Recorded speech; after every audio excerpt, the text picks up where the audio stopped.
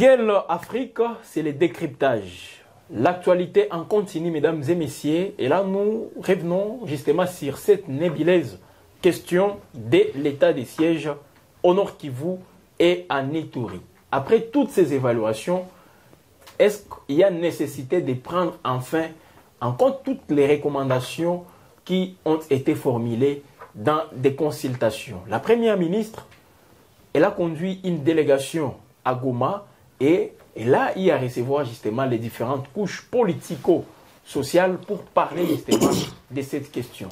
Alors, est-ce qu'on va encore une fois revivre les mêmes pratiques ou cette fois-ci, les recommandations seront prises en compte? Nous en parlons, mesdames et messieurs, au moment où la conférence des gouverneurs s'annonce déjà à Kalemi, dans la province de Tanganyika. Le président de la République va présider justement ces assises à partir de demain mercredi. Alors, nous en parlons justement sur ces plateaux de Gueule Afrique avec M. Augustin Kapila. Il est acteur politique, cadre de l'IDPS en province du Nord Kivu. Il va aussi faire son coup de gueule par rapport justement à cet état des sièges, cette nébuleuse question de l'état des sièges, des prorogations.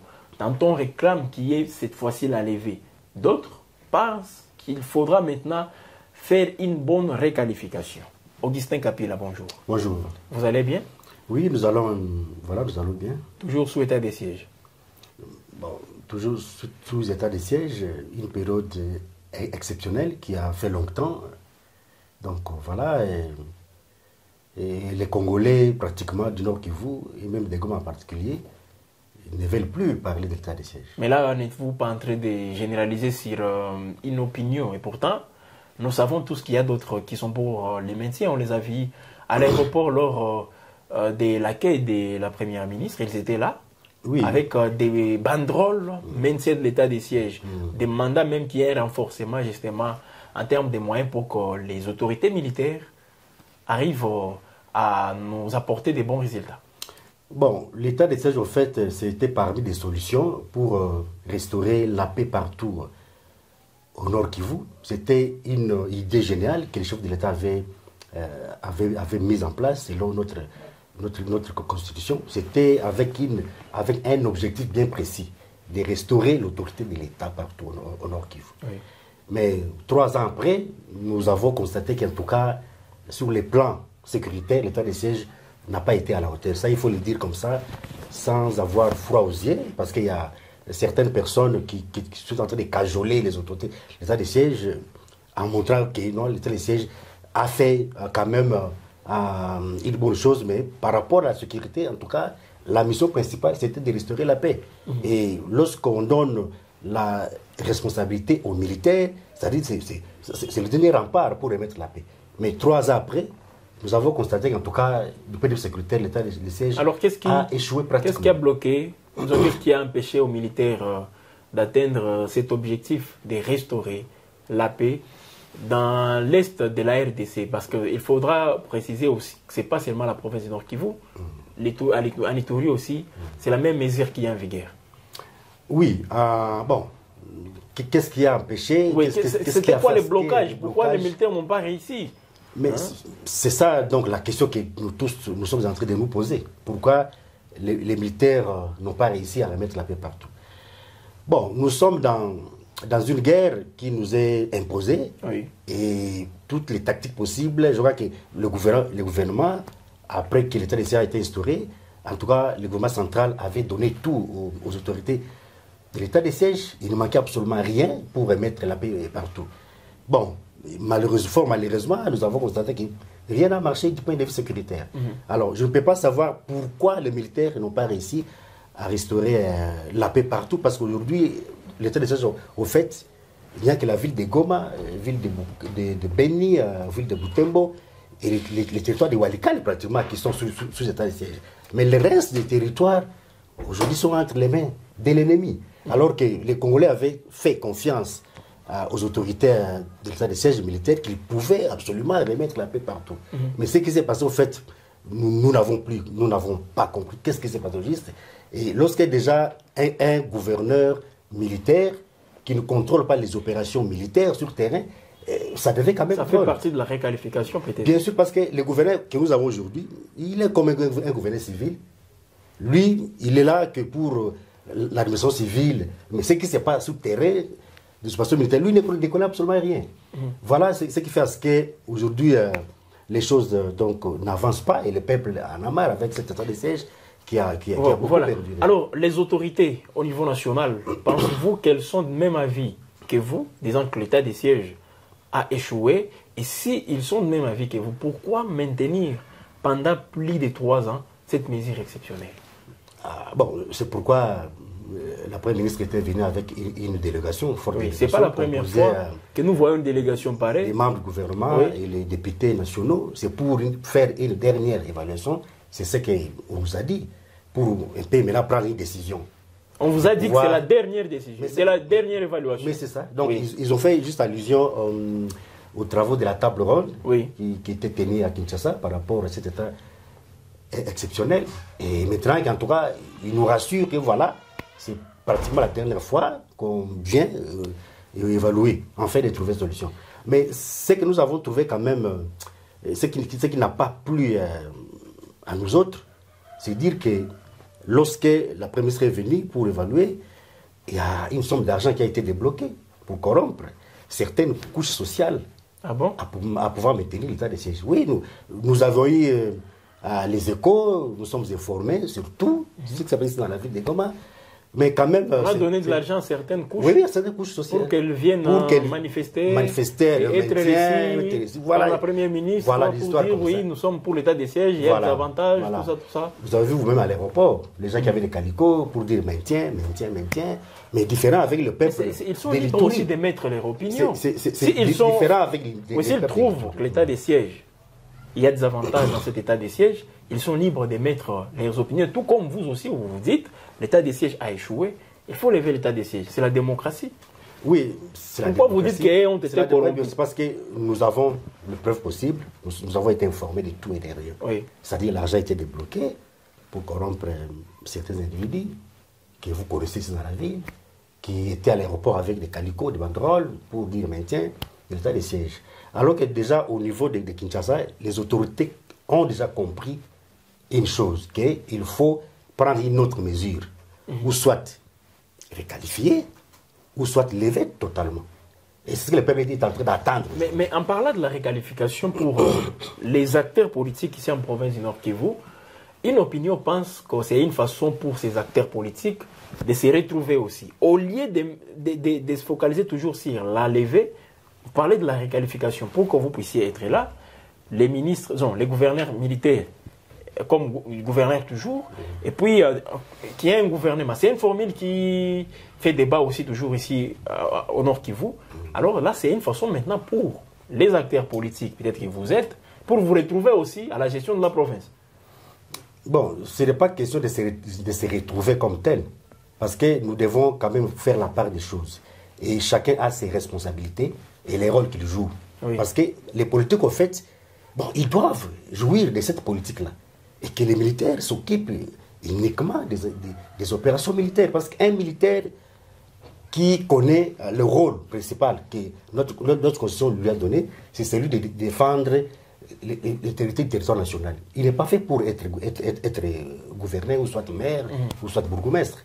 Ça, c'est tout à fait logique. Mais le danger est que lorsque vous laissez, vous donnez l'opportunité à un militaire, à un général, de gérer autant de millions d'argent, et à un moment donné, rassurez-vous qu'il deviendra dangereux un jour.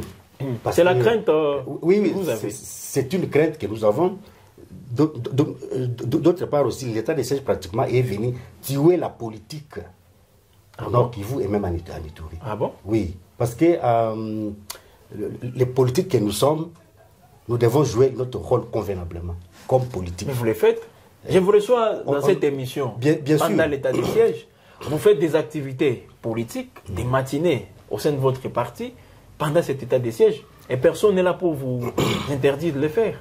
Mais vous savez qu'on a élu les élus provinciaux qui ne sont pas entrés dans... Donc les institutions politiques ne travaillent plus comme telles. Raison pour laquelle nous avons compris que l'état de siège, en fait, par rapport à la sécurité, il a échoué. Ça, c'était la mission principale. Et qu'on ne vienne pas nous tromper pour dire voilà, les autorités sont en train de faire ceci, l'administration, tout ça. Mais non. Quel est le rôle, la mission principale était de restaurer la paix partout. Nous sommes pendant la guerre. Jusque-là, vous l'avez même signalé, nous sommes dans une guerre d'agression. Et tout d'un coup, vous demandez à ce que l'état de siège soit purement levé. Et pourtant, c'était la mesure la plus extrême. Pour qu'on fasse quoi encore? Mais c'est ça. Parce que comme c'était une mesure extrêmement haute mesure pour remettre la paix, et dès lors que nous avons constaté qu'ils ont échoué à remettre la paix, parce que la mission principale, c'était de restaurer la paix partout. Ce n'était pas venir construire des routes, ce n'était pas venir se jouir de toucher des millions de dollars. Non. Donc, d'abord, un militaire, si aujourd'hui on dit on met fin à l'état de siège, le général, le lieutenant, je ne sais pas si le lieutenant, le général-major major Chirimwami, si on allait à l'état de siège, il ne sera plus militaire. Est-ce qu'il va croiser le pour dire voilà, comme je ne suis plus gouverneur, je laisse même mon rôle d'être militaire? Non. Il fera toujours son rôle comme ça se dit dans notre constitution. Il va le faire convenablement, mais pas seulement être gouverneur. Donc voilà un peu ce qui frise l'entendement des gens. Et une chose aussi, certains députés aussi nationaux, qui sont aussi venus de Kinshasa, et puis quand même c'est aussi malheureux. Ils vivent avec la première ministre à Kinshasa. Ils ont tout le temps avec elle là-bas. Mais nous avons constaté qu'à chaque fois que les gouvernements nationaux, les gens qui arrivent à Kinshasa, les députés nationaux du Nord Kivu en particulier, ils font aussi des déplacements pour venir être reçus ici par la première ministre. Pour être reçus. Alors, ils sont avec elle là-bas. Normalement, on devait considérer d'abord les politiques qui sont sur place. Il y a des gens qu'on peut écouter. Mais vous êtes avec quelqu'un là-bas, il vient, vous venez encore avec lui ici, empêcher les autres de ne pas être reçus. Non, ce n'est pas normal. Mais entre-temps, ils viennent avec l'idée de quelqu'un des gens, les mentalités, de dire voilà, on doit maintenir l'état de siège, voilà, Chirima est en train de travailler, Chirima. Mais est-ce que c'est ça le rôle des militaires? Pas du tout. Alors, comme je l'ai dit même en introduisant cette émission, c'est vrai, ce n'est pas la première évaluation. Sama Lukonde était venu plusieurs fois, justement pour la même cause, mais l'état de siège continue. Et pourtant, vous nous dites ici qu'il y a des recommandations qui sont formulées, mais ces recommandations, c'est comme si elles n'ont jamais été respectées. Bon, permettez.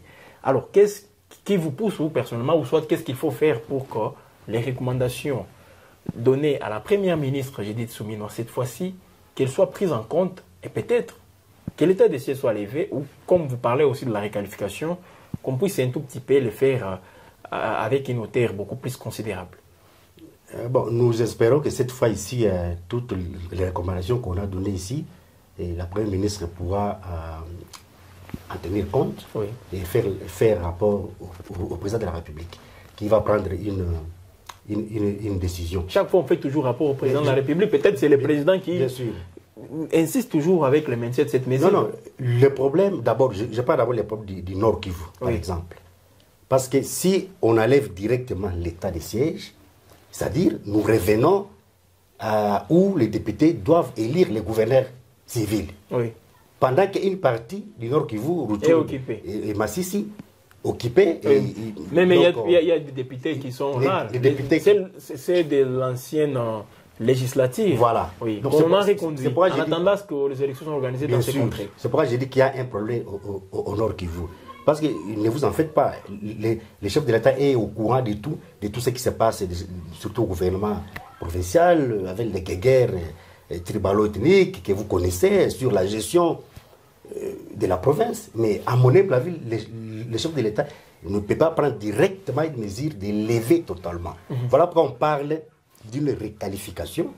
Bon. Donc, autrement dit, une levée progressive. Une levée progressive, oui. Il peut laisser un gouverneur militaire, secondé par deux gouverneurs civils, qu'on mette en place un gouvernement provincial, et l'Assemblée va aussi commencer à travailler. Mais ce n'est pas les militaires qui seront contrôlés par ces députés. Comment ils vont contrôler quelqu'un qu'ils n'ont pas même élu? Non, je crois que le vice-gouverneur civil qui va chaque fois faire les contrôles au niveau de l'Assemblée. C'est un scénario politique que vous êtes en train de fabriquer ça et là, et à un certain moment, ça crée une confusion. Même on n'arrive plus à comprendre qu'est-ce qui se passe en province. Bon, jusque-là, quand on parle de la réqualification, nous ne connaissons pas encore les formats. Voilà, il n'y a même pas une loi. Quels sont les détails? Oui. Et bon, lorsque le chef de l'État va parler, parce qu'il va s'adresser à la nation, Oui. après avoir eu les rapports auprès de la Première ministre, Justement. il doit s'adresser à la nation pour dire, bon, c'est ces jours-là que nous allons tous comprendre, Oui. il va donner quel message. Je me rappelle lorsqu'il s'était encore adressé à la nation, après la table ronde, rappelez-vous, c'est par là qu'il avait opté pour cette réqualification, mais jusque-là, elle n'est jamais aussi été effective. Elle n'a jamais été effective, cette réqualification. Mais bien sûr, écoute, Oui. bon, le chef de l'État est en train quand même d'écouter beaucoup, mais il ne faut pas ignorer que derrière cette histoire d'état de siège, il y a à boire et à manger. Il y a les gens qui veulent toujours maintenir l'état de siège, il y a ceux-là qui disent non. Alors, ceux-là qui acceptent que l'état de siège puisse continuer. Bon, nous connaissons qu'il y a beaucoup de millions d'argent qui Tirer des ficelles. les montants débloqués pour fermer les bouches de certaines couches et pour maintenir l'état de siège. Voilà. Mais ils ignorent qu'en tout cas, sur le plan sécuritaire, c'est un échec. On va terminer par votre commentaire justement aux travaux dans la conférence des gouverneurs qui va commencer ce mercredi. Déjà, comme nous sommes à la veille, le président de la République qui est déjà au niveau de Kalemi, il aura quelques visites, il va inspecter les différents travaux là-bas. Alors, la province du Nord Kivu, elle sera aussi présente dans cette conférence des gouverneurs. Augustin Kapila, quelle peut être la particularité? Il faut aussi le rappeler que c'est la première conférence des gouverneurs pour cette année 2024. Bon, la particularité pour le Nord Kivu, avec un gouverneur militaire, bon, il va tout simplement donner des suggestions Oui. par rapport à la gouvernance de la province. Il y a des avancées, des Et surtout que développements. nous sommes sous état. Je m'attendais à ce que vous puissiez peut-être reconnaître cela. Des avancées sur le plan du développement, et il peut en parler dans la conférence des gouverneurs. Oui, il peut aussi en parler, mais il faut pas ignorer qu'il est comme un gouverneur civil, pratiquement civil. Donc les rôles que peut jouer aussi un gouverneur civil, c'est ce que Tirome est en train de faire ici. Il n'y a pas de différence. Non, il n'y a pas de différence, parce que lui ne gère pas des opérations militaires au front. Il est comme un civil. Tout comme on peut remplacer, on met un civil, et que lui reste militaire, et qui gère des opérations militaires comme soldat. C'est tout à fait logique. Bon, sur les points je crois, à mon avis, il y a quand même des points positifs par rapport à cet état de siège. Notamment, il y a déjà beaucoup de gens qui disent que voilà, ça a diminué les tensions tribalo-ethniques au niveau de la province. Nous constatons aussi du côté administration, donc les améliorations des routes ici dans la ville de Goma, tout ça. Bon, tout ça c'est bien. Ce n'est pas quelque chose qu'on peut quand même un civil aussi peut faire les mêmes travaux. Bien sûr, un civil peut aussi faire la même chose. Oui. Mais les gens ignorent que la mission réellement principale que le chef de l'État avait donnée à cet état de siège, dont les autorités d'état de siège ont pratiquement échoué. Donc pas grand-chose. C'est lui de remettre des autorités de l'État partout. Parce que c'est quand même aberrant que Outour est entre les mains de l'ennemi. Une partie des Massifs. Une partie des Loubero là-bas. Et aujourd'hui, pratiquement, je ne sais pas, est-ce qu'on peut encore parler de l'état de siège. Ça n'a pas de sens. En tout cas, à mon avis, ça n'a plus donc.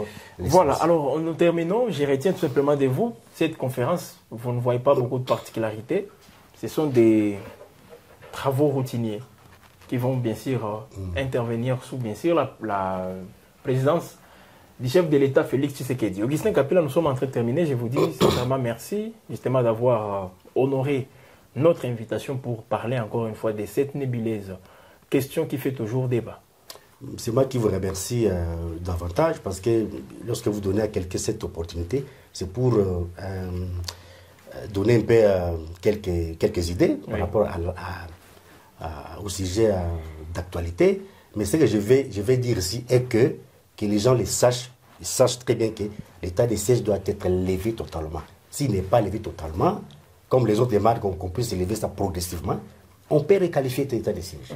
Et donner aussi l'opportunité à nous qui sommes politiques de quand même jouir de cette politique et travailler et que les militaires s'occupent uniquement des opérations militaires. Voilà, mesdames et messieurs, merci une fois de plus à vous de nous avoir suivis sur Gueule Afrique Télévision. On va donc se retrouver prochainement pour d'autres productions. Et je peux tout simplement vous rassurer que vous serez toujours édifiés de cette confiance que vous ne cessez de nous accorder.